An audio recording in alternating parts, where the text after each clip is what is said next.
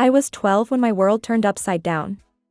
That morning started like any other. Dad kissed me goodbye before heading to work at the construction company where he was a site manager. Mom barely looked up from her phone as he left.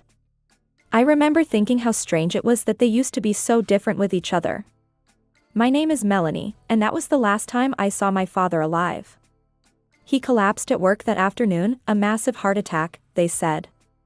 I was in math class when the principal called me to her office.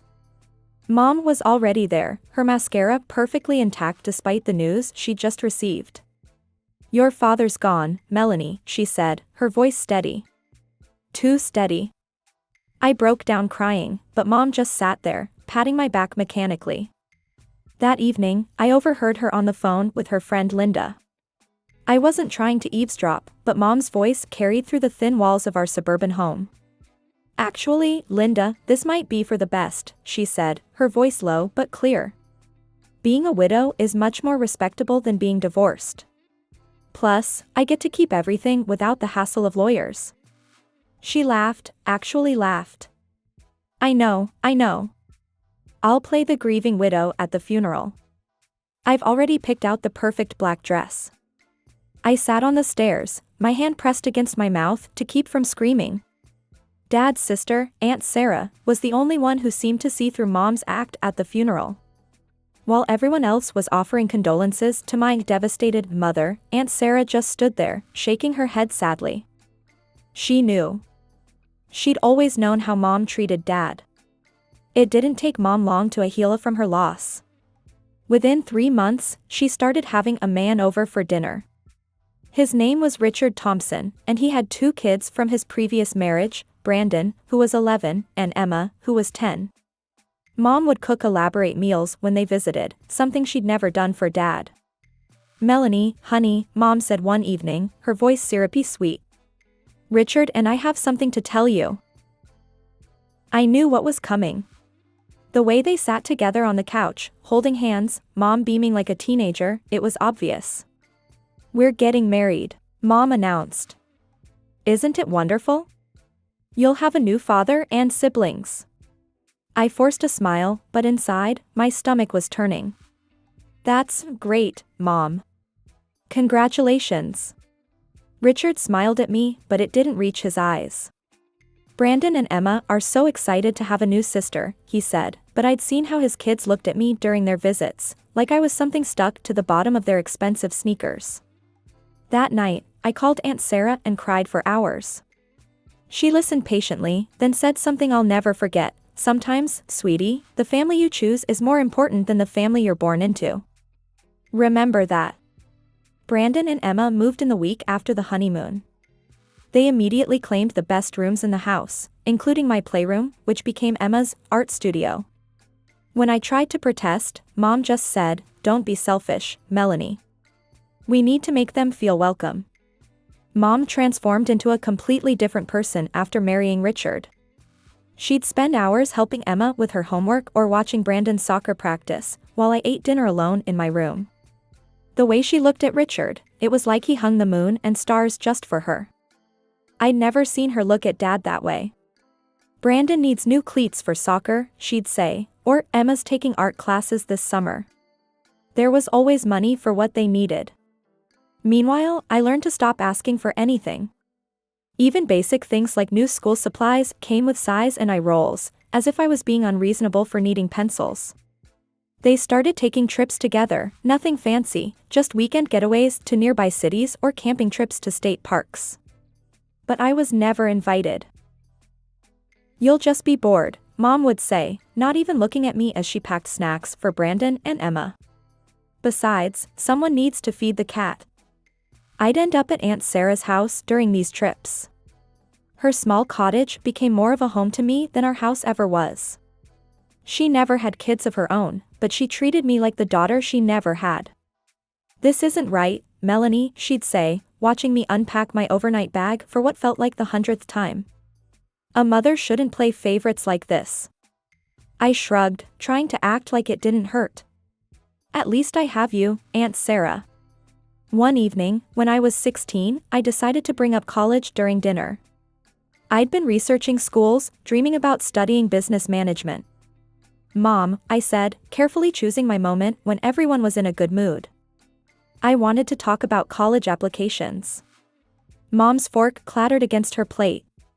College? Melanie, we can't afford to send you to college. We need to think about Brandon and Emma's education. Brandon smirked across the table, and Emma didn't even try to hide her satisfied grin. Richard just kept eating, as if the conversation didn't concern him at all. Later that night, I cornered Mom in the kitchen. What about Dad's money? I asked. He had life insurance, and he'd been saving for years. Mom's face hardened. I've spent that money taking care of you for the past 4 years, she snapped. Food, clothes, shelter, did you think all that was free? Stop being so arrogant, Melanie. You can't just demand things from me. I stood there, stunned by her cold tone and the obvious lie in her words. Dad had worked hard to save for my future, and now it was all gone, spent on her new perfect family while I watched from the sidelines. The next weekend, I went to Aunt Sarah's house with tears still burning in my eyes. We sat at her kitchen table, the smell of fresh coffee filling the air, as I told her everything about Mom's cruel dismissal of my college dreams. Aunt Sarah listened quietly, her hands wrapped around her coffee mug. When I finished, she got up without a word and disappeared into her study. I heard drawers opening and closing, then she returned with a thick envelope. Your father came to see me about 2 weeks before he died, she said, sliding the envelope across the table. It was strange, he seemed worried, almost like he knew something was going to happen. He gave me this and made me promise to keep it safe until you were ready for college. My hands trembled as I opened the envelope. Inside was a bank statement showing a substantial savings account in my name, with Aunt Sarah as the trustee. Dad had been secretly putting money aside for years. He said your mother had been acting different, Aunt Sarah explained, her voice soft. He wanted to make sure your future was secure, no matter what happened. The money's been gathering interest all these years. I burst into tears, but this time they were tears of gratitude and love for my father, who had protected me even after he was gone. We can't tell Mom about this, I said, wiping my eyes. Aunt Sarah nodded in agreement. Over the next 2 years, I focused on my studies while keeping quiet about my college plans. Brandon and Emma took every opportunity to remind me of my supposed future. Hey, Melanie, Brandon would sneer in the hallway, I heard the diner downtown needs a dishwasher. Better get your application in early. Emma would join in, maybe if you're lucky, they'll let you bus tables too. They'd laugh like it was the funniest joke in the world. I just walked past them, my silence driving them crazy. Then came graduation day. I'd barely taken off my cap and gown when Mom and Richard called me into the living room for a serious discussion. They sat on the couch like judges about to pass sentence, while I stood before them. Melanie, Richard began, his voice stern, you're 18 now. We've been generous, but you need to understand that you can't live here forever. You need to find a job and start earning your own living. I smiled calmly. I understand completely. I'll be moved out by next week. They exchanged surprised looks. Clearly, they'd expected resistance or tears. Mom opened her mouth like she was going to say something, then closed it again. Well, good, Richard finally managed. That's very mature of you. Neither of them asked where I planned to go or how I would support myself. They were too relieved that I'd agreed so easily to risk asking questions that might complicate things. Moving day arrived faster than I expected. I packed my life into 4 cardboard boxes and 2 suitcases. It was surprising how little I'd accumulated over the years, almost like I'd been subconsciously preparing for this moment all along. Aunt Sarah pulled up in her blue Honda at exactly 9 in the morning. I watched through my bedroom window as she parked, half expecting Mom or someone else to come see what was happening. But the house remained silent, even though I could see movement behind the curtains of Emma's room. As we drove away, I watched my childhood home shrink in the side mirror until it disappeared completely. I didn't cry. Instead, I felt lighter with each mile we put between us and that house of carefully crafted pretenses. I spent that summer working at the Sunshine Cafe, serving coffee and sandwiches to regulars who always tipped well and treated me like family. The owner, Mrs. Peterson, even let me pick up extra shifts when I wanted to save more for college expenses. September came, and I boarded a plane to start my new life at Marshall State University, 3 states away from everything I'd known. The business management program was challenging, but I threw myself into it completely. My roommate, Jessica, became my first real friend since middle school. She didn't know my whole story at first, but when she did learn about it, she just hugged me and said, "Their loss, girl. Their loss." Mom's Facebook page became my window into the life I'd left behind. There they were, the perfect family, smiling at Brandon's soccer tournaments, celebrating Emma's art show victories, taking vacation selfies at the beach. The captions always read like marketing copy, "So proud of our amazing kids," or "Nothing better than family time." I was never mentioned, not even once. It was like I'd never existed. Holidays were spent at Aunt Sarah's, cooking together and watching old movies. We created our own traditions, and they meant more to me than any forced family dinner ever had. Sometimes she'd catch me looking at Mom's social media posts and gently take my phone away. "Don't torture yourself," she'd say. "You're making your own story now." And I was. I graduated summa cum laude, with job offers already lined up thanks to my internships and academic performance. Jessica's father, Mr. Reynolds, ran a major marketing firm, and he'd noticed my work during a class project showcase. "We need sharp minds like yours," he said during my interview. "Your professors speak very highly of you." I started in the junior analyst position, but I wasn't content to stay there. I worked late, took on extra projects, and studied market trends in my free time. Within 5 years, I'd been promoted twice and had enough savings for a down payment on my own apartment. The day I signed the mortgage papers, I stood in my empty living room, keys in hand, and finally let myself cry. They were happy tears, tears of pride, of accomplishment, of knowing that I'd made it on my own terms. Then came the biggest surprise. Mr. Reynolds called me into his office one morning, about 7 years after I'd started at the company. "We're creating a new position," he said, sliding a folder across his desk. "Senior Director of Strategic Development. The board and I agree, you're the right person for the job." I opened the folder and nearly gasped at the salary figure. It was more money than I'd ever imagined making, especially at my age. I never saw the point in broadcasting my life online. Sure, I had social media accounts, but I mostly used them to share occasional photos of sunsets or coffee shops. Aunt Sarah was the only one who knew about my promotions, my new apartment, or the sleek black Mercedes I'd bought myself as a reward for landing the director position. "You've earned every bit of it," she'd say proudly whenever I shared my achievements with her.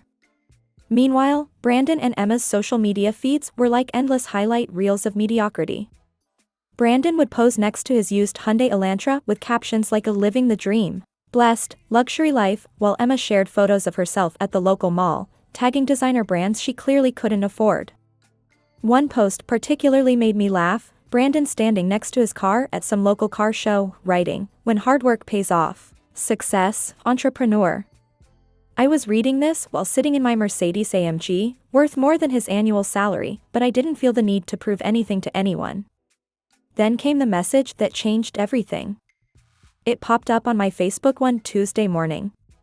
"Melanie, it's your mother. My 55th birthday is coming up next month, and I'm having a celebration at an expensive restaurant, Le Blanc. You've probably never heard of it. I expect you to attend. It's on the 15th, 7 p.m. sharp. Don't embarrass me." I stared at the screen, reading the message multiple times. 12 years of silence, and this was how she reached out? No, "How are you?" No attempt to bridge the gap. Just a command to appear at her party, with that subtle dig about the restaurant's price point. I almost deleted the message right there. But something stopped me, curiosity, maybe, or the desire to see what would happen. I called Mr. Reynolds and requested a week off, then booked a flight to my hometown.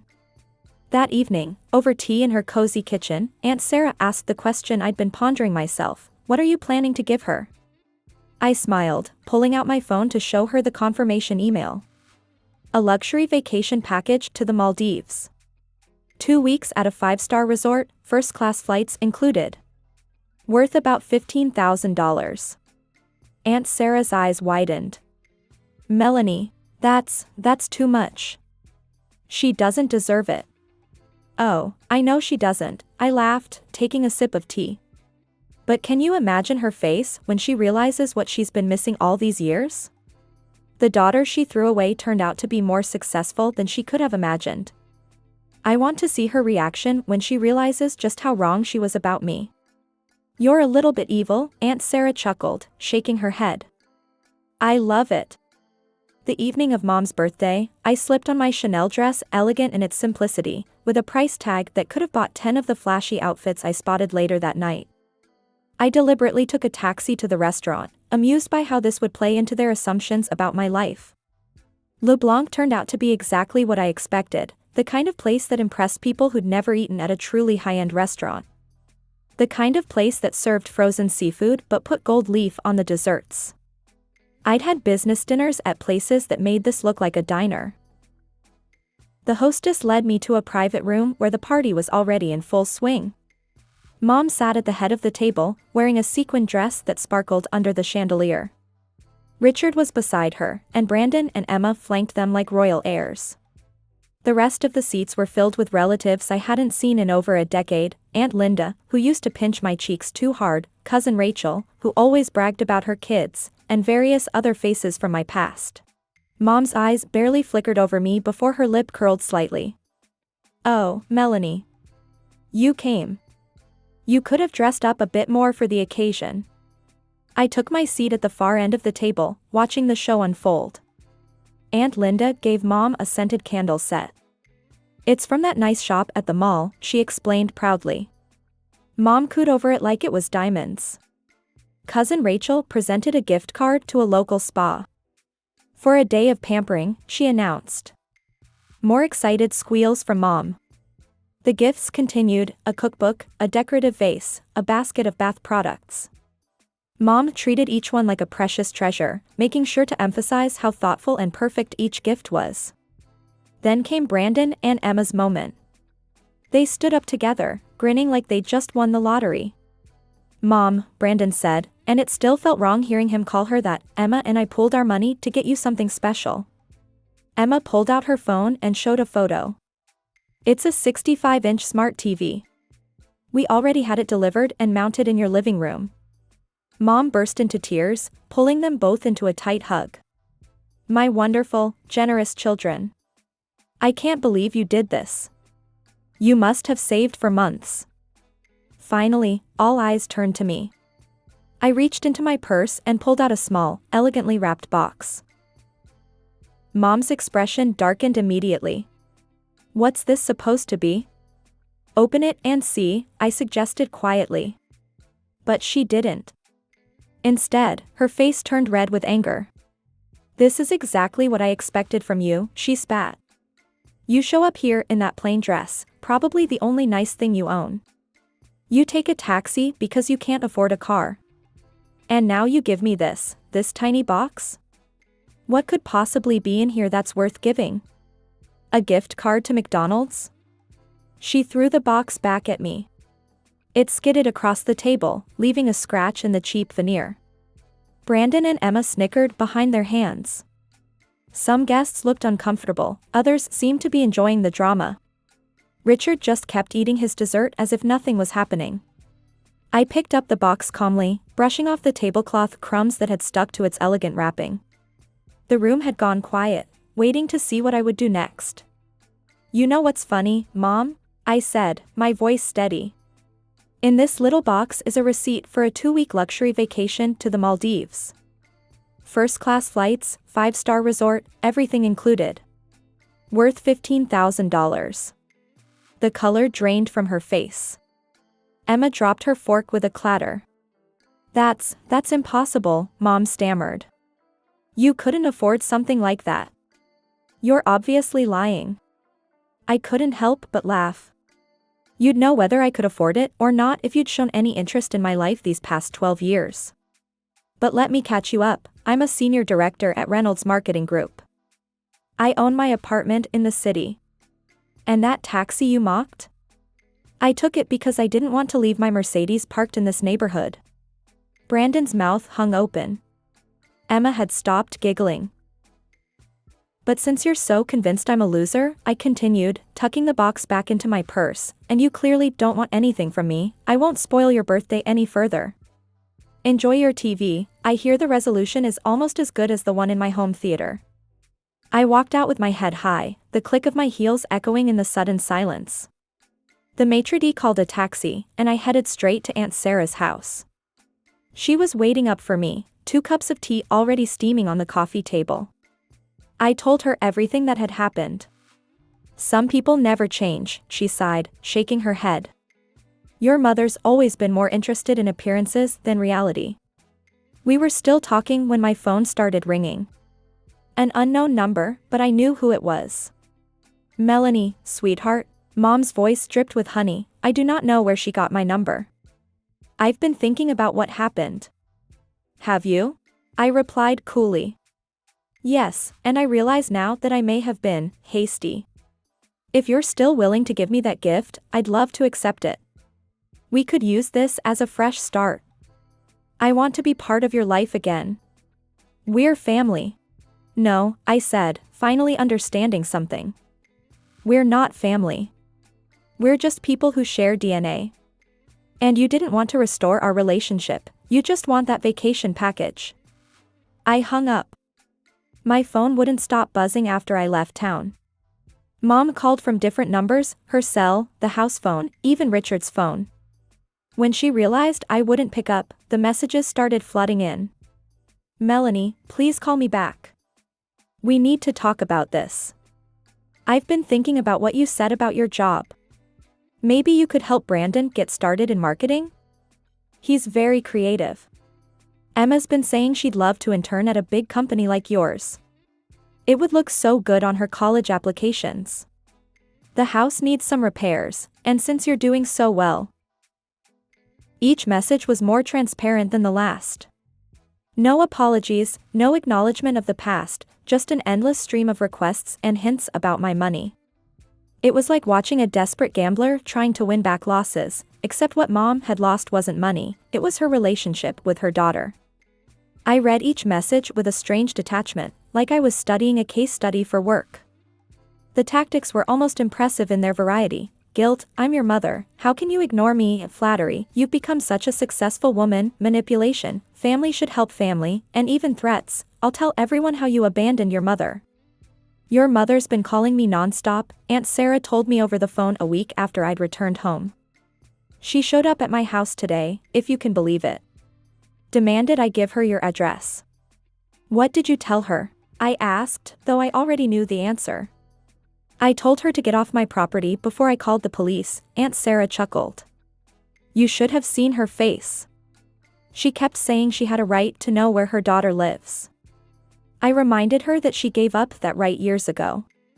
I could picture Mom standing on Aunt Sarah's porch, probably wearing one of her expensive outfits, trying to bully her way into getting what she wanted.